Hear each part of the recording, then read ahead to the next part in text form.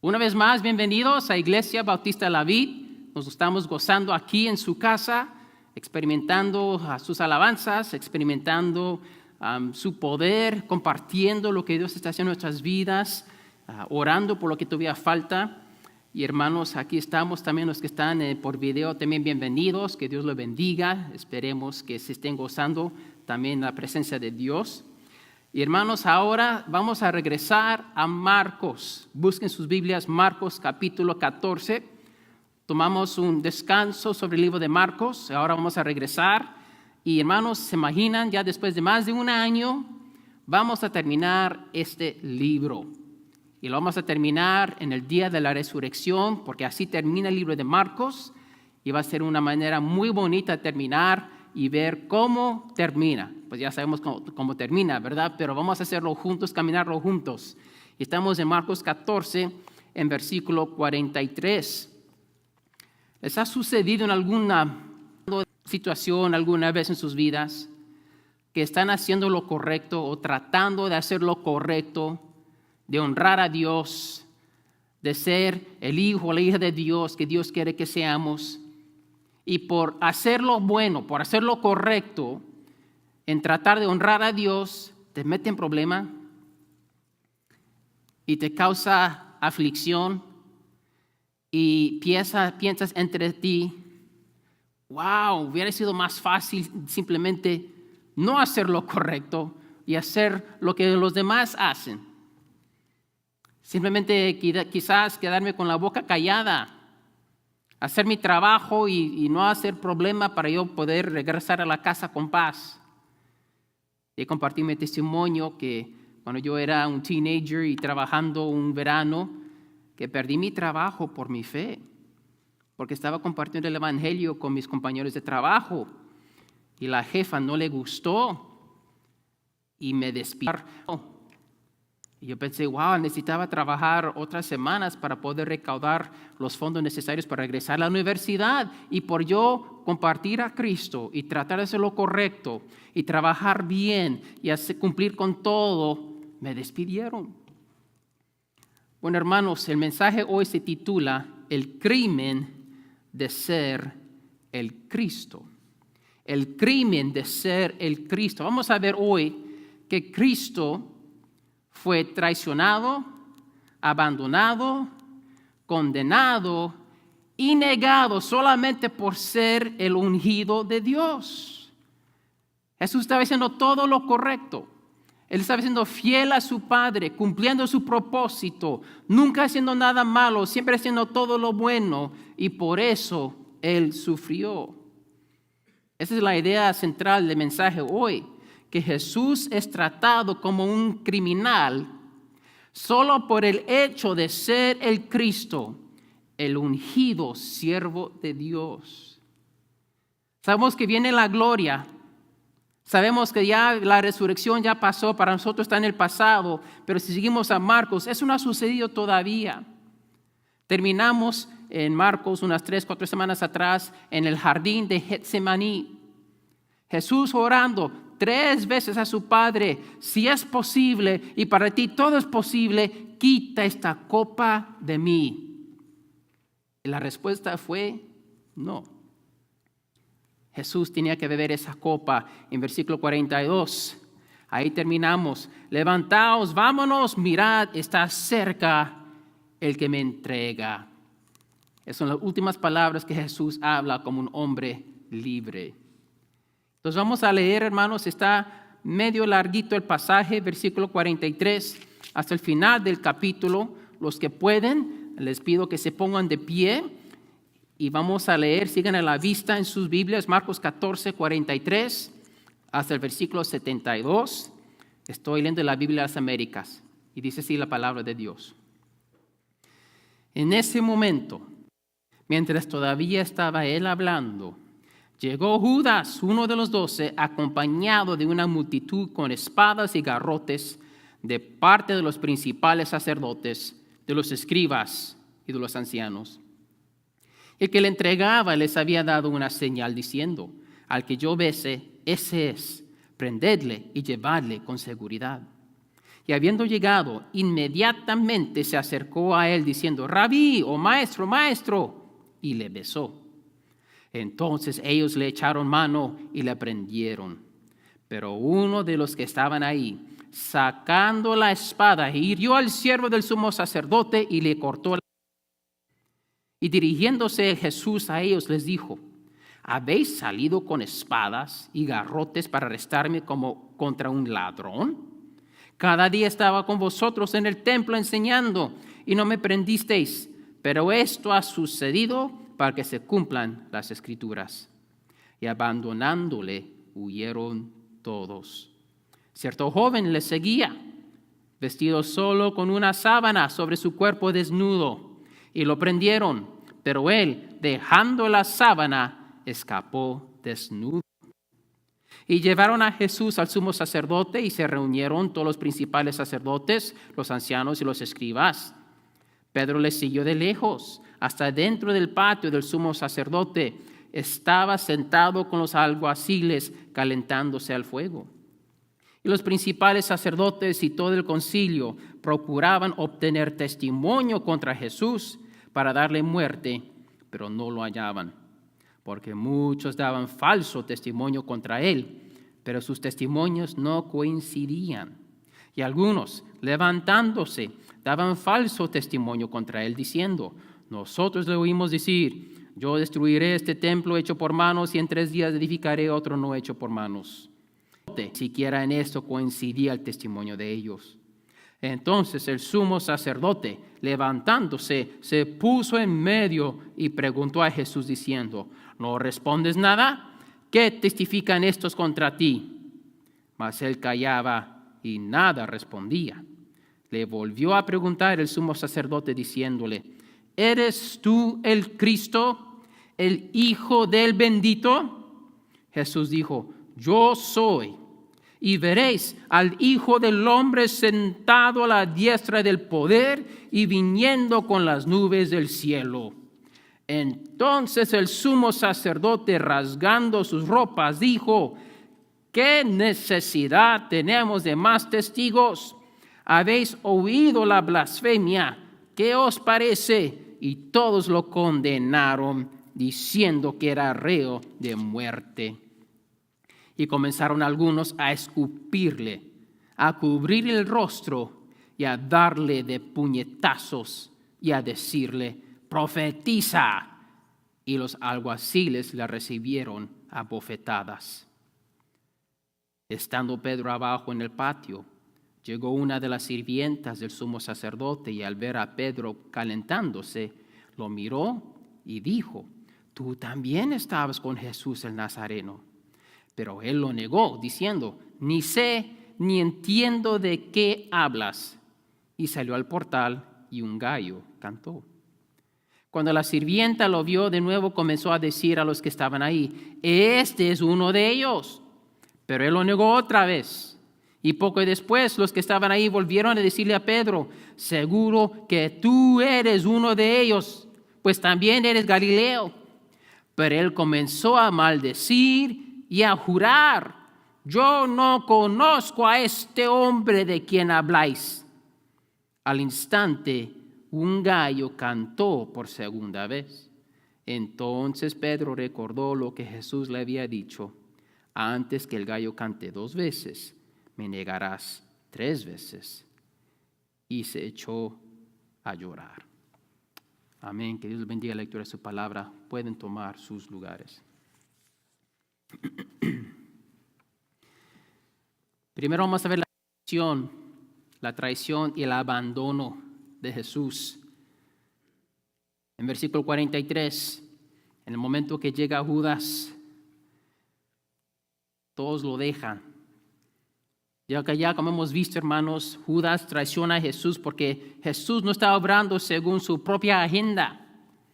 Judas quiere que Jesús sea un tipo de Cristo, de Mesías, pero Jesús es diferente de lo que él esperaba. Y Judas, siendo un hombre avaro, ladrón, mentiroso, ahora un cómplice de homicida. Es interesante que ni 3 años con Jesús cambió el corazón de este hombre. 3 años con el Hijo de Dios, el mejor discipulador de todos, no cambió el corazón de este hombre. Y él viene con una gran multitud, bien armada, con espadas, con garrotes o palos. Y eso es como se prendía un ladrón que tiene temor que se iba a escapar. Y no solamente cualquier ladrón, un ladrón peligroso. Venían preparados con una pelea, por una pelea. Pero Jesús no era eso. Y él ni permitió que sus discípulos lo defendieran. En Juan vemos que el que cortó la oreja del siervo era Pedro, y Jesús dijo, no hagamos eso. Hasta le sanó la oreja al siervo. Entonces, Jesús es traicionado por uno de sus propios discípulos. Y luego los demás, aunque no eran traicionadores, la abandonaron. Mira versículo 50. Y abandonándole, huyeron todos. Hasta uno se fue desnudo, un poco divertido. Primero, yo no salía afuera vestido solamente con una sábana. Y espero que ustedes tampoco. Muchos dicen que la tradición dice que ese joven era Marcos y que él salió y por eso no le ponen el nombre. Pero eso da a entender que esto es un evento que sí sucedió y lo están diciendo tal como ocurrió y no están ocultando nada. Vemos aquí muchas hipocresías aquí en esta traición y en el huir de los discípulos, mis hermanos. Primero Judas, en los ojos de la multitud, en los ojos de los que habían seguido a Jesús, escuchado a Jesús, viéndole con sus discípulos, Judas era un discípulo fiel, ¿no? Jesús sabía con su corazón, pero en su andar, en su caminar, Judas era un discípulo fiel, pero en realidad era ¿qué? Un lobo rapaz. Y no solamente eso, la manera que Judas traiciona a Jesús con un beso, que normalmente es una expresión de intimidad, de comunión, de amor. Judas lo convierte en un cuchillo en la espalda. Los discípulos, otra hipocresía, unas horas antes habían dicho, moriremos contigo, Jesús. En versículo 31, mira. Pero Pedro con insistencia repetía, aunque tenga que morir contigo, no te negaré. Y todos decían también lo mismo. Ahora lo abandonan corriendo. Y otra hipocresía aquí, pura hipocresía. Jesús fue arrestado por las autoridades como que si fuera un criminal, aunque como vamos a ver en unos momentos, no había evidencia según la ley para arrestar a Jesús. El arresto era una hipocresía. Y los discípulos, sabiendo que Jesús no era culpable de nada, no se quedaron con él para testificar, hey, este hombre no es culpable. Él es un hombre justo. Vamos a ir con Jesús para hablar con el Sanedrín y declararles que este hombre ha hecho nada malo. No, ¿qué hacen? Lo abandonan y huyen, como que si Jesús fuera un hombre culpable. Cuando un hombre es culpable, la gente se aleja de él. No quieren nada que ver con la persona porque no quieren que la culpa les toque, ¿no? Lo abandonan como que si Jesús en verdad fuera un criminal. Hermanos, hay muchas aplicaciones solamente en este pasaje corto aquí y ni hemos llegado a la mitad. Hermanos, tenemos que evaluar nuestra motivación por lo cual seguimos a Jesús. Judas tiene sus propios motivos y tenía nada que ver con los planes de Dios. Judas quería que Jesús cumpliera sus metas, sus planes, sus propósitos. Y cuando Jesús no los cumplió, lo traicionó. Cristiano, mi hermano, mi hermana, ¿por qué sigues a Cristo? ¿Tienes tus propios planes? ¿Sigues a Cristo para que Él logre tus metas, tus propósitos? Y si Él no te los hace a tu manera cuando tú quieres, ¿lo vas a traicionar a Él también? Ya vimos cómo terminó ese plan para Judas. ¿Estás pensando como él? Cuidado. Y aun si no eres como Judas, cuidado con lo que declaras en el nombre de Jesús. Los 11 declararon, vamos a morir contigo, Jesús. Nunca te vamos a negar. Ni el próximo día. Horas después, corren, lo abandonan, lo dejan. Quizás a veces tenemos buenas intenciones en decir, yo nunca haría eso. Pero puede ser que tu fe no es tan grande como piensas. Cuidado con lo que tú declaras y dices que vas a hacer para Dios o que nunca harías en el nombre del Señor. Jesús es traicionado, Él es abandonado y después, versículo 53 en adelante, Él es condenado por el Sanedrín. El Sanedrín era un concilio de los judíos, 71 personas, eran la corte suprema de los judíos. Y ahora aquí ellos están juzgando a Jesús. Pero es interesante, como acabamos de leer, no encontraron testimonio para acusarle. No pueden encontrar testimonio. La pregunta es, ¿por qué lo arrestaron si no había evidencia de alguna cosa hecha mala? Segundo, aún los falsos testimonios que ellos buscaron e inventaron ahí, aún las mentiras no coincidían. Entonces, si no había evidencia para arrestarlo, ok, lo arrestan. Luego, no hay evidencia, no hay testimonio que concuerda, lo tenían que haber dejado ir, soltado, porque no había nada ahí para decir, él quebró alguna ley. No. Y el sumo sacerdote le hace una pregunta que no se debe de hacer de una persona. Una pregunta en inglés dice incriminating, para incriminarse a uno mismo. Uno no debe hacer preguntas así. Pero lo hace. ¿Eres tú el Hijo del bendito? ¿Eres tú el Cristo? En versículo 61. ¿Y sabe qué responde Jesús? Yo soy. El concilio quiere condenar a Jesús porque Él está alejando el pueblo de ellos. Y por Jesús, el concilio está perdiendo influencia y autoridad y no les gusta. Jesús tiene autoridad para enseñar, todos lo están buscando, le gustan sus enseñanzas, Él enseña con autoridad como vimos al principio de Marcos. Él está sanando a la gente, librando a la gente, Él está dando esperanza. ¡Wow! Ellos no pueden competir con eso.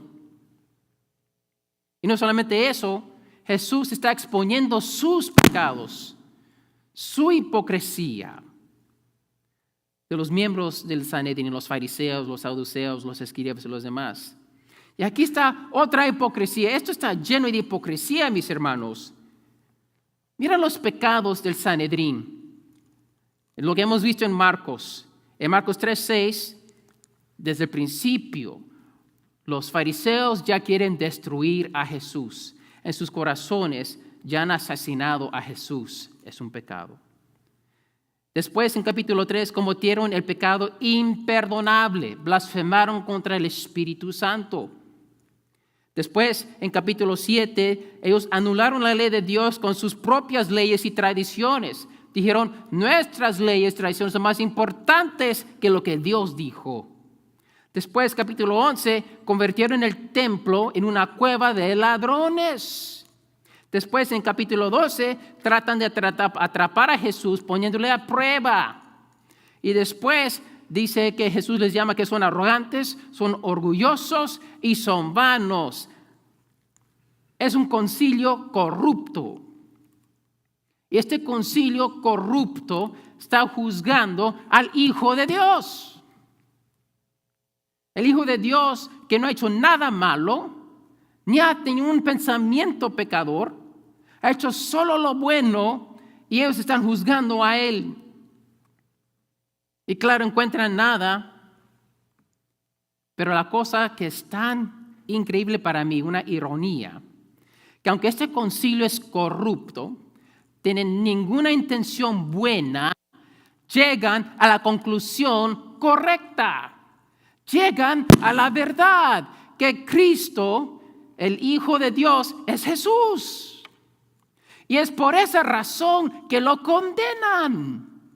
Por el simplemente ser el Cristo, el siervo ungido de Jehová. No lo quieren aceptar, lo quieren destruir. Hermanos, aprendamos de esto. Tenemos que nosotros, como la iglesia, dejar que Cristo nos juzgue a nosotros, en vez de nosotros juzgar a Cristo. A veces, muchas veces, Dios obra de maneras que no entendemos.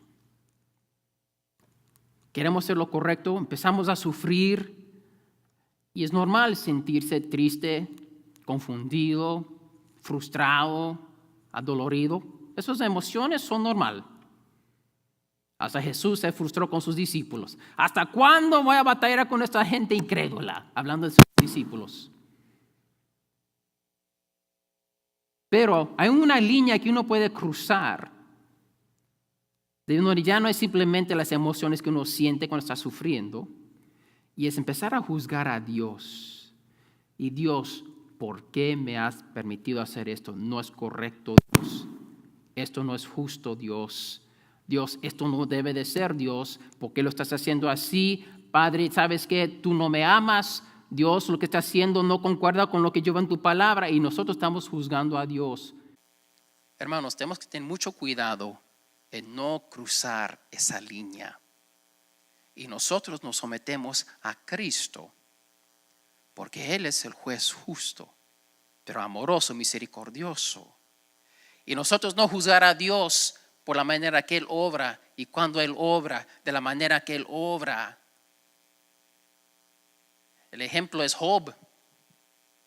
Wow. Yo creo que ninguna persona aquí ha sufrido como Job. Y Job le preguntó a Dios, ¿por qué? Dios, ¿qué he hecho yo mal? Dios, ¿por qué? Él llegó a la línea, pero no la cruzó. Él nunca juzgó a Dios. Él simplemente quería saber, ¿por qué, Dios? Dios, yo no, ¿por qué? Bueno, Dios nunca le dijo por qué. Porque Dios no le tiene que responder a nadie. Hay una línea que no debemos de cruzar y no juzgar a Dios y nosotros ponemos encima de Él. Y otra lección aquí, los enemigos de Dios serán nuestros enemigos también. Jesús hizo nada malo, era justo, recto, bueno, misericordioso, gracioso. Y cuando nosotros representamos correctamente y claramente a Cristo en este mundo, ¿saben lo que va a pasar? Los concilios corruptos de este mundo también nos van a juzgar. También nos van a querer dar bofeteadas. También nos van a querer escupir. También nos van a querer destruir porque el mundo odia a Cristo. Se ha rebelado contra su creador, sobre su Dios. Y cuando la iglesia representa a Cristo, si quieres ¿qué creen que va a suceder? ¿Qué dijo Jesús? Si quieres ser mi discípulo, tienes que hacer 3 cosas. Negarte a ti mismo, cargar tu cruz y seguirme. Es sufrimiento, vendrá la gloria, aleluya. Pero primero viene el sufrimiento, gloria a Dios. No es fácil, pero Jesús nos dejó el modelo y Él aquí se ha sometido a la voluntad del Padre a sufrir. Y si nosotros representamos a Cristo, que es lo que queremos, no nos sorprendemos cuando pasamos por varias pruebas, por sufrimientos. Los podemos sobrepasar por su gracia. Entonces vemos que Jesús es traicionado, abandonado, condenado, pura hipocresía y no hemos terminado. Después Él es negado, la negación del Cristo. Empezando en versículo 66. Pedro niega a Jesús por temor de ser condenado con él. Pedro está viendo lo que le está pasando a Jesús con sus propios ojos. Está viendo este juicio corrupto, injusto. Él está viendo ahora que lo están escupiendo, que le están dando, que él está sufriendo. Y en esta encrucijada en la vida de Pedro, él tuvo más amor por su vida que por su Señor. Él decidió protegerse a él mismo que ser fiel a Cristo. ¿Y cómo pudo él hacer esto? Pedro caminó con Cristo estos 3 años también. Pero mira lo que él le llama. Mira cómo le llama Pedro a Jesús la tercera vez que lo niega, versículo 71. Pero él comenzó a maldecir y a jurar: yo no conozco a este hombre. Este hombre. No lo llamó Jesús por su nombre. No lo llamó maestro o rabí, como lo ha llamado varias veces. No lo llamó Cristo tampoco. Porque si Pedro hubiera recordado la identidad de Jesús, de este hombre, hubiera sido más difícil negarlo. Pero cuando él dijo, bueno, no es Cristo, no es mi maestro, ni es Jesús, es este hombre. Es más fácil negarlo. Pedro le cambió la identidad de Jesús, le robó su identidad para hacerlo más fácil de negarlo. ¡Qué hipocresía! Pedro había declarado unas horas antes con los demás: Jesús, yo nunca te negaré y hasta moriré contigo. Bueno, aquí dice yo ni lo conozco a este hombre. No solamente eso, en capítulo 8, Pedro declara que Jesús es el Cristo. El Padre se lo había revelado, pero ahora Jesús es simplemente este hombre de quien habláis. Yo ni conozco a este hombre de quien están hablando. Wow. En estos momentos, Pedro negó la identidad de Jesús y negó que aún lo conocía. Hermanos, otra vez, cuidado con lo que declaras o prometes a Dios. No confundas fe con arrogancia y orgullo. Suena bonito. Yo nunca voy a dejar a mi Señor. ¿Y qué hizo Pedro? Lo dejó. Es mejor mantenernos humildes, reconocer nuestras faltas, reconocer nuestras debilidades y recordar que todo lo bueno que tenemos, todo lo bueno que hacemos en el nombre del Señor es por su gracia, por su Espíritu que nos has dado, por la luz que Él nos ha dado, que Él pone el querer como el hacer, dice Filipenses. Aún lo bueno que quieres hacer, Dios te la dio. El Espíritu Santo que te ayuda a orar, Dios te lo dio. La palabra que te enseña y te guía para evitar minas en la vida, Dios nos las dio. La vida que tienes, Dios te la dio. La sangre que te cubre de Cristo, Dios te la dio. ¿Qué tienes que has traído a la mesa? Vine al buffet y traje nada. Y ustedes también. Vinimos a la mesa del Señor y Él ha provisto todo. Y lo disfrutamos de su bondad. Y pensamos, wow, mira lo que nosotros hicimos. No, es por su gracia. Manténnos humildes, reconocer que, wow, soy pecador, pero Dios me sanó, me salvó y por la sangre de Cristo ahora tengo la oportunidad, el privilegio de servir al Señor en su poder por el Espíritu Santo. Y también, wow, y este para mí es difícil. Lo más que te acercas a Jesús, lo más te das cuenta de tus faltas. Pedro pensó que él era fiel, que era fuerte, que él amaba a su Señor. Y sí lo amaba. Y él es el único que siguió a Jesús de lejos. Los otros 10 huyeron y se desaparecieron. Por lo menos Pedro entró ahí en la casa, estuvo afuerita. Bueno, gloria a Dios, Pedro por lo menos siguió de lejos.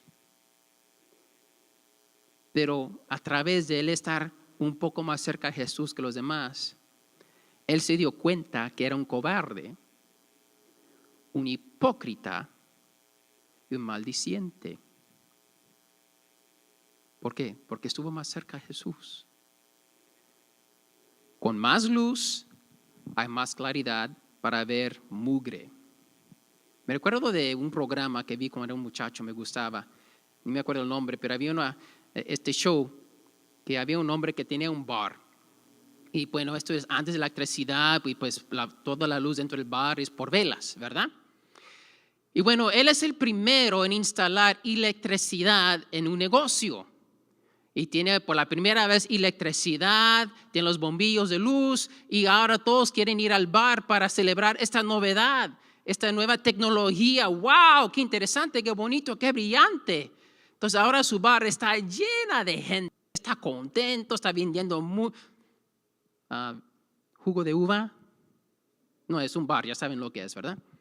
Y entonces están celebrando contentos, pero después de unos momentos se dan cuenta los clientes que todos los vasos de cristal que están usando para sus bebidas están sucios.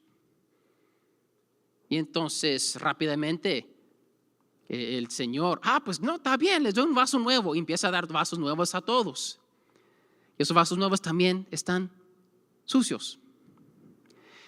Y se dan cuenta todos que todos los vasos no solamente están sucios ese día, siempre han estado sucios. Nomás no lo podían ver. Y ahora sí. Bueno, larga historia corta.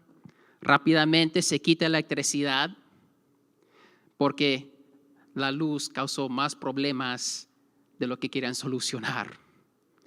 Y regresaron a velas y a vasos mugrosos. Y todos estaban contentos. La luz eléctrica no hizo los vasos sucios. La luz no causó el problema. El problema ya estaba ahí, no se veía. La luz solamente reveló lo que ya tenían, vasos mugrosos. De una manera similar, lo más que uno se acerca a Jesús, tratando de mostrar su fidelidad, como Pedro, lo más nos damos cuenta de nuestras faltas, de nuestras debilidades y de nuestro pecado. Nos damos cuenta que somos vasos mugrosos y escuchamos el gallo cantar.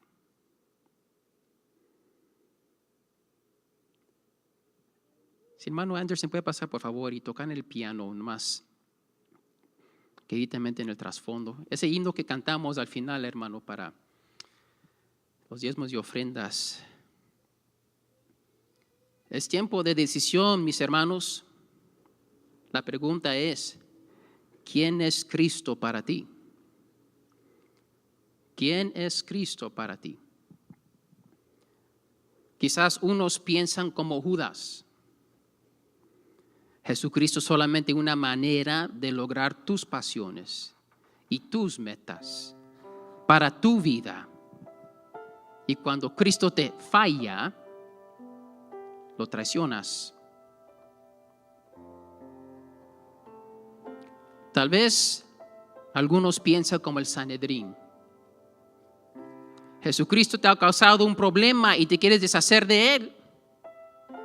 Jesús es solamente una piedra de tropiezo que no te permite vivir la vida como tú quieres y quieres quitar esa piedra.